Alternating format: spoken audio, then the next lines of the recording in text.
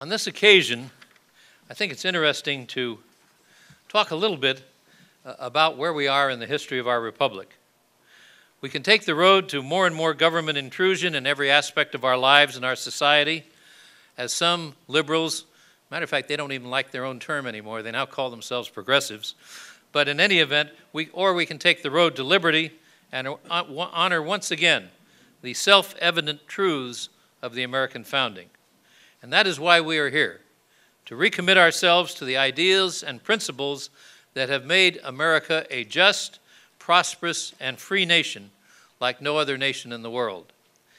If he were here, I am confident that President Reagan would be among the first to sign the Mount Vernon Statement and its call for a constitutional conservatism. The President's trust in the people and his love of freedom were rooted in two essential documents: the Declaration of Independence and the Constitution. From his national televised speech that really started his national political career on behalf of Barry Goldwater's presidential bid in 1964 to his farewell address to the nation in 1989, Ronald Reagan turned again and again to the wisdom and the philosophy of the founders, just as the Mount Vernon Statement does. Since the founding of the Republic more than 2 centuries ago, Americans have debated the question, what is the proper role of government in a free society? James Madison wrote in Federalist 51, "If men were angels, no government would be necessary."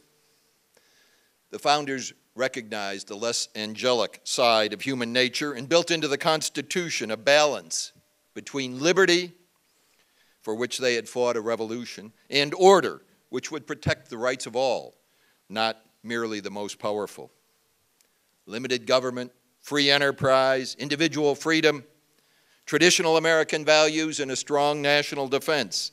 These, as we have heard from my colleagues, were the core beliefs of the Sharon Statement, 1960, 50 years ago. They're the core beliefs of the Mount Vernon Statement, which we will be unveiling momentarily. These core beliefs rest on the shoulders of the giants who preceded us, thinkers like Friedrich Hayek, Richard Weaver, Russell Kirk, political leaders like Robert Taft, Barry Goldwater, Ronald Reagan, and conservative leader activists like Bill Buckley, Bob Schuckman, Paul Weyrich. Weaver argued in Ideas Have Consequences. Ideas like rationalism led to the moral dissolution of the West. They led man to turn away from first principles and true knowledge. In his Road to Serfdom, Hayek asserted that planning leads to dictatorship, and that inevitably means the suppression of freedom. Hayek proposed a different road, the road of individualism, based on a government carefully limited by law that encouraged competition in a free society. I got it. He's got it. I got it. He's got it. I got it. Yeah, I got both.